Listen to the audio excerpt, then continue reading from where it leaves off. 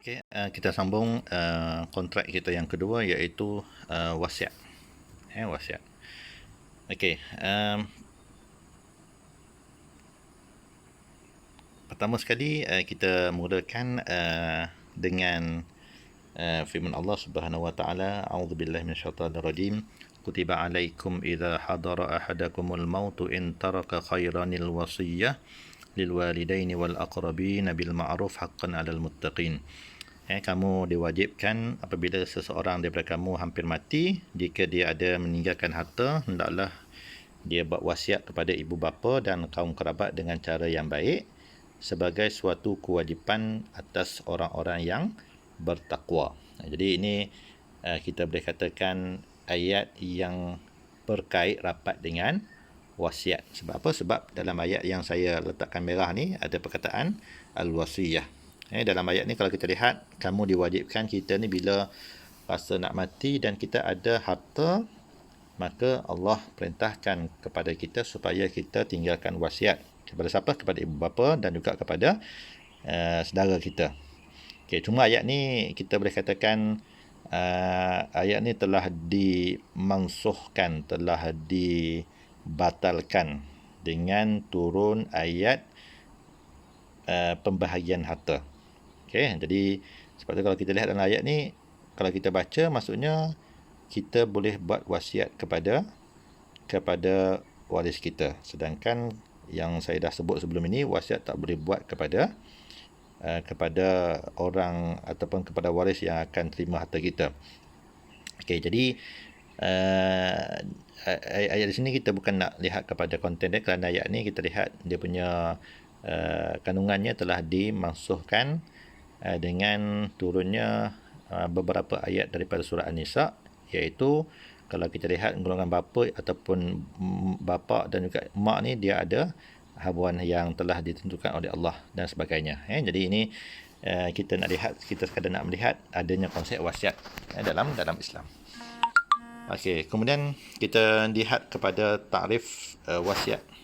Dari segi bahasa, ianya berasal daripada perkataan wassa, yang bererti memerintahkan ataupun menasihatkan ataupun menjanjikan. Wassa, kita pernah dengar nasyid ataupun lagu Wahidah kan, Wassini. Wassini tu daripada perkataan wassa lah. Wassini tu maksudnya apa? Nasihati aku. Nasihatkan aku. Okay. Kemudian dari segi istilah, pemberian ataupun sumbangan oleh seseorang kepada orang ataupun pihak lain setelah dia mati, sama ada perkataan wasiat itu diucapkan ataupun tidak. Okay. Ataupun pemberian sesuatu hak yang boleh dilaksanakan selepas berlakunya kematian pewasiat, sama ada dengan menggunakan lafaz ataupun tidak. Jadi ada banyak maksud dia. Yang ketiga, wasiat ialah memberi milik kepada seseorang secara sukarela yang dilaksanakan selepas kematian pewasiat, sama ada benda ataupun manfaat. Yang kalau kita nampak banyak di antara tiga takrif ni, yang mudah kita nak faham yang ketiga lah. Okey, iaitu memberi milik kepada seseorang secara sukarela. Okey. Kalau kita lihat, kita nampak persamaan dengan hibah kan? Sebab hibah pun dia merujuk kepada memberi milik kepada seseorang secara sukarela. Cuma yang membezakan di antara wasiat dengan hibah ialah poin yang kedua ni, iaitu ianya dilaksanakan selepas kematian pewasiat. Sedangkan kalau hibah, dia berkuat kuasa serta-merta, semasa hidup. Tetapi kalau wasiat, kita bagi kepada orang, tetapi dia hanya boleh berlaku pemindahan hak milik selepas orang yang memberi wasiat itu mati. Jadi itu yang kita boleh nampak secara mudahnya apakah yang dimaksudkan dengan wasiat. Kalau kita lihat dalam peraturan ataupun dalam undang-undang yang ada di negara kita, wasiat itu dia merujuk kepada iqrar, pengakuan seseorang yang dibuat semasa hidup dia ke atas harta dia ataupun ke atas manfaat harta untuk menyempurnakan sesuatu bagi maksud kebajikan ataupun apa-apa maksud yang dibenarkan oleh hukum syarak selepas dia mati. Okey. Jadi secara rumusan terhadap takrifan tadi kita boleh katakan yang pertama, wasiat yang dibuat oleh seseorang hanya berkuat kuasa selepas berlakunya kematian pewasiat. Itu yang pertama. Yang kedua, wasiat adalah berbeza dengan cara pemilikan harta yang lain seperti jual beli, hibah dan juga ijarah. Dia beza. Sebab kalau hibah, dia berkuat kuasa serta-merta. Kalau jual beli, dia ada pemberian tapi kena balas. Okey. Kalau ijarah, kita orang tu bagi manfaat. Sama juga macam hibah kan. Maksudnya boleh juga kita hibahkan manfaat. Tapi dia beza dengan ijarah sebab ijarah perlu dibalas dengan bayaran. Sedangkan wasiat tak perlu. Okey, justru itu wasiat dianggap selesai apabila adanya ijab dan adanya qabul. Justru itu wasiat dianggap selesai apabila adanya ijab daripada pewasiat.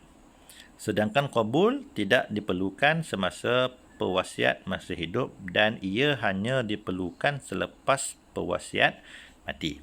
Okey, jadi kena faham di sini kalau dalam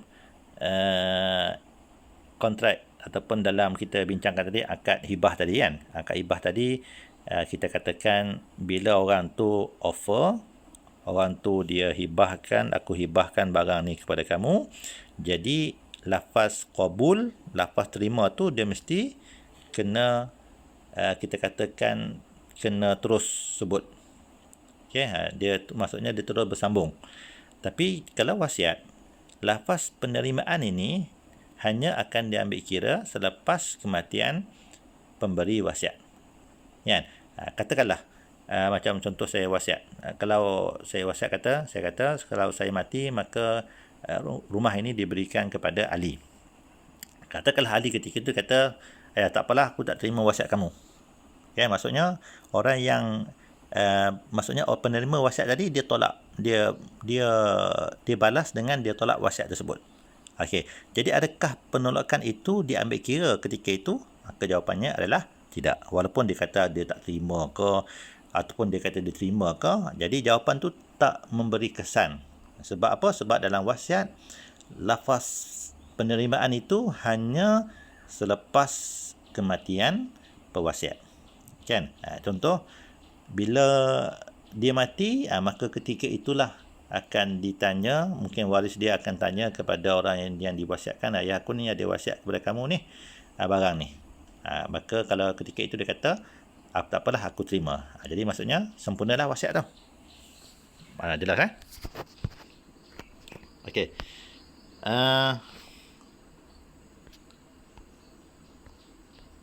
Okey, kemudian kita lihat adakah wasiat ini sesuatu yang diharuskan dalam Islam? Jawapannya ya. Sebab apa? Sebab ada dalil sama ada dalam Quran, hadis Nabi, dan ia juga merupakan amalan para sahabat dan telah berlaku ijma', maksudnya persetujuan daripada semua ulama tentang keharusan wasiat. Okey, ini contoh kita lihat dalam Quran dalam ayat dalam surah Maidah. Wahai orang-orang beriman, apabila salah seorang kamu menghadapi kematian sedang dia berwasiat, maka hendaklah wasiat itu disaksikan oleh dua orang yang adil. Okey, jadi ada perkataan wasiat di situ. Sama juga kita lihat di sini wasiyatun minallah. Wasiat itu pembahagian harta pusaka itu sesudah diselesaikan wasiat yang telah diwasiatkan oleh si mati. Jelas di sini dalam surah An-Nisa, maksudnya Allah sebut pembahagian harta pusaka itu hendaklah dilakukan selepas disempurnakan wasiat oleh pemberi wasiat ataupun si mati. Okay, kemudian dalam hadis Nabi pun jelas. Okay, Nabi kata di sini, wahai ya Rasulullah, aku ada harta yang banyak dan tidak ada yang akan mewarisi harta ini selain daripada seorang anakku, iaitu perempuan. Bolehkah aku wasiatkan harta aku semuanya sekali? Nabi jawab apa? Jangan. Lalu ditanya lagi, kalau separuh? Nabi pun jawab, jangan. Dan dia pun tanya lagi, kalau 1/3? Nabi jawab, ya, 1/3 boleh, tapi itu pun dianggap masih banyak. Ya, dan sesungguhnya apabila engkau tinggalkan ahli waris engkau itu kaya, lebih baik engkau tinggalkan mereka dalam sesungguhnya apabila engkau tinggalkan ahli waris engkau itu kaya, lebih baik daripada engkau tinggalkan mereka dalam keadaan miskin. Sebab tu kalau kita ada waris, maka seelok-eloknya jangan kita wasiatkan harta yang banyak. Sebab apa? Sebab yang selebihnya adalah untuk waris. Kemudian dalam hadis Nabi yang lain pun jelas. Okey, di sini kita lihat tidak harus wasiat, jadi ada perkataan wasiat. Kemudian telah berlaku ijma' di kalangan para fuqaha tentang keharusan wasiat. Okey, kemudian kita lihat kepada hukum wasiat, dia tak lain daripada 5 hukum, iaitu wajib. Wajib kita tinggalkan wasiat apabila kita ada tanggungan syar'i yang perlu dilaksanakan. Contohnya kita ada sesuatu hutang ataupun sesuatu perkara yang kita katakan yang berkait rapat dengan hak orang ataupun hak Allah, maka ketika ini perlu kita tinggalkan wasiat. Contohnya kita ada hutang dengan orang, maka kita kena wasiatkan kepada waris kita untuk kalau berlaku apa-apa kepada kita untuk dia tunaikan, untuk dia selesaikan hutang tersebut. Kemudian sunat jika berwasiat kepada kaum kerabat yang memerlukan sedangkan mereka tidak berhak mendapat harta pusaka. Yang kedua, sunat kita buat wasiat kepada saudara kita yang mana mereka ini tidak termasuk dalam orang yang berhak untuk menerima harta pusaka. Contohnya kita buat wasiat kepada anak saudara, kepada siapa lagi, kepada cucu perempuan. Cucu perempuan yang mana mereka ni mungkin kita katakan cucu perempuan daripada anak perempuan. Jadi cucu perempuan daripada anak perempuan ni, mereka ni tidak akan dapat harta pusaka semati. Jadi sebab tu sunat kita bagi wasiat kepada mereka. Ataupun harus kita wasiat kepada sesiapa sahaja, makruh kalau kita orang yang kurang berada dan kita ada ramai waris, dan haram kalau kita wasiat kepada perkara-perkara yang diharamkan. Jadi ini di antara hukum wasiat. Dan seperti mana yang sebut tadi, tak keluar dia punya ni, wasiat ni dia tak akan lari daripada rukun. Dia sama macam kita bincangkan tadi, iaitu rukun hibah. Dan wasiat pun dia ada 4 rukun, iaitu yang pertama pihak-pihak yang melakukan kontrak. Yang pertama kalau kita lihat iaitu pewasiat, dan yang kedua ialah rukun yang kedua ialah penerima wasiat. Yang ketiga ialah subjek akad, iaitu perkara yang diwasiatkan ataupun harta yang diwasiatkan. Yang keempat ialah ijab dan qabul. Okey, jadi kita akan lihat kepada yang pertama dahulu, iaitu pewasiat. Yang ni saya rasa tak perlu saya nak ulas panjang. Saya dah terangkan tadi syarat pelaku akad ni, syarat dia sama sahaja seperti mana dalam rukun hibah tadi. Maksudnya orang yang hendak melakukan wasiat hendaklah orang yang ada keahlian, orang yang layak untuk kita katakan untuk membuat sesuatu kontrak itu. Antaranya ialah orang tu mesti orang yang berakal, orang yang baligh, orang yang cerdik. Okey, ini kita dah bincangkan tadi, so saya skip je. Kemudian penerima wasiat pun sama juga, syarat dia sama seperti mana dalam penerima hibah tadi, sama aja, iaitu orang yang siapa sahaja boleh terima wasiat asalkan kita katakan dia ni orang yang dia tak macam pelaku dia tak macam orang yang nak laksanakan wasiat, syaratnya sangat ketat. Tapi kalau penerima ni sekurang-kurangnya dia hidup ataupun kita katakan orang yang walaupun dia belum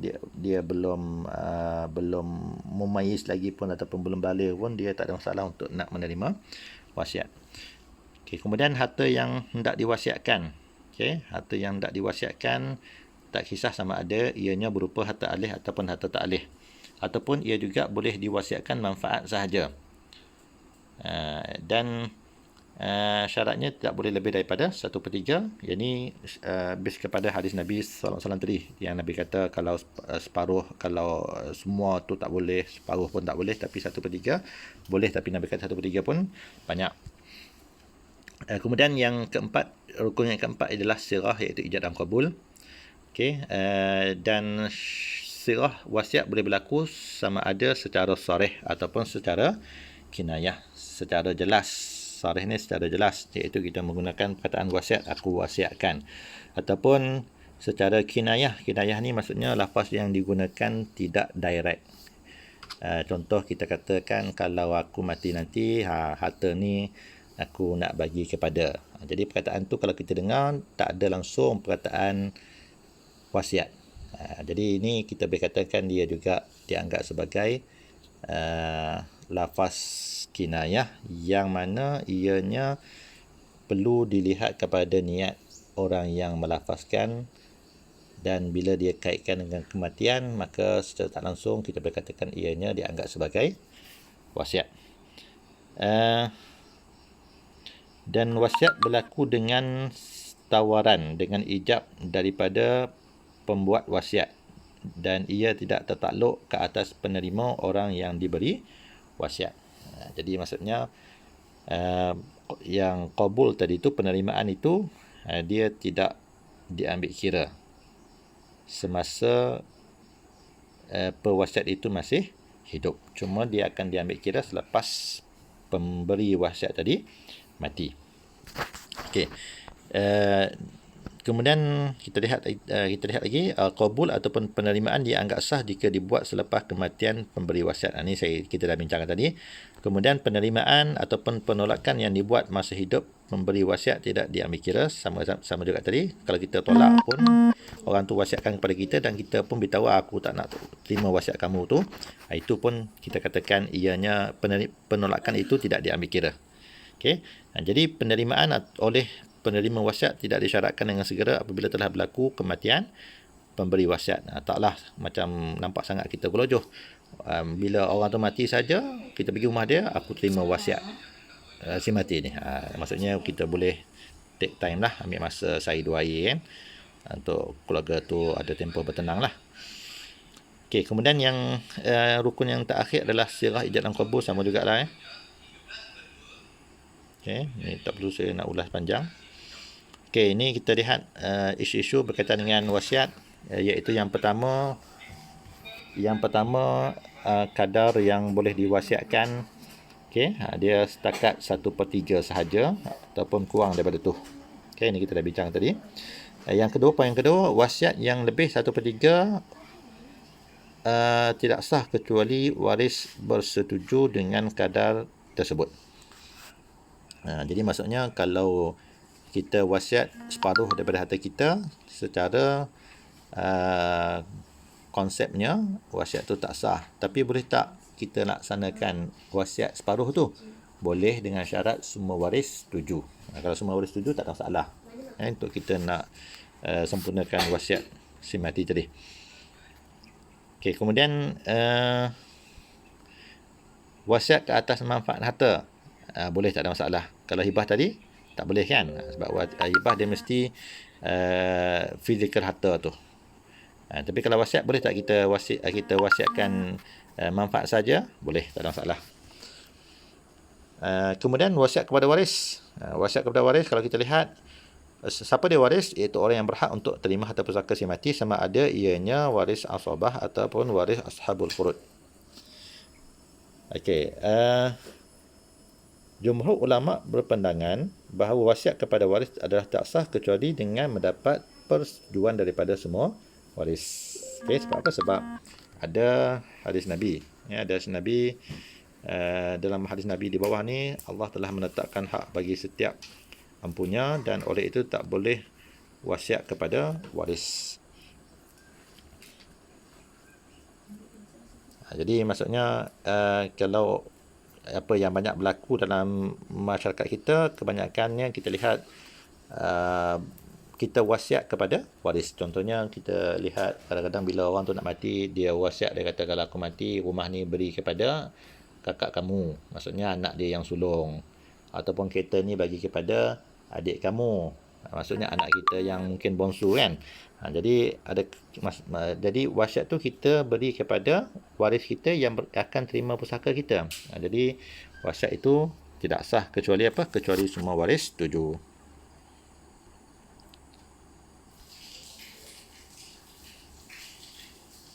Okey, kemudian yang last sekali pembatalan wasiat. Okey, pewasiat hilang keahlian seperti gila yang berterusan. Ini pun kita lihat ada perbezaan pandangan. Cuma dalam mazhab Hanafi sahaja, kalau selepas pewasiat tadi dia buat wasiat, kemudian dia gila lepas tu, maka dalam mazhab Hanafi wasiat itu akan terbatal. Tetapi kalau ikut pandangan majoriti ulama, wasiat itu tak terbatal. Sebab apa? Sebab yang penting masa dia buat wasiat itu dia dalam keadaan yang waras. Kemudian pewasiat murtad. Okey, ini juga kita lihat ada perbezaan pandangan, yang mana dalam mazhab Syafi'i wasiat terbatal disebabkan pewasiat murtad, dan dia mati dalam keadaan dia murtad. Okey, kemudian ataupun dia yang berikutnya, pewasiat hilang keahlian seperti gila yang berterusan. Ini pun perbezaan pandangan juga dalam mazhab Hanafi, batal wasiat tersebut, tapi dalam zuhur tak ada masalah. Ataupun yang seterusnya, menggantungkan wasiat dengan sesuatu syarat yang tidak berlaku. Okey, maksudnya syarat itu tak berlaku, maka wasiat itu dia dianggap sebagai terbatal. Ataupun penolakan yang terakhir adalah penolakan wasiat. Maksudnya selepas pewasiat itu mati, orang yang terima wasiat itu dia tolak, maka itu juga menyebabkan wasiat itu akan terbatal. Jadi itu sahaja setakat ini. Kalau ada persoalan boleh tanya dalam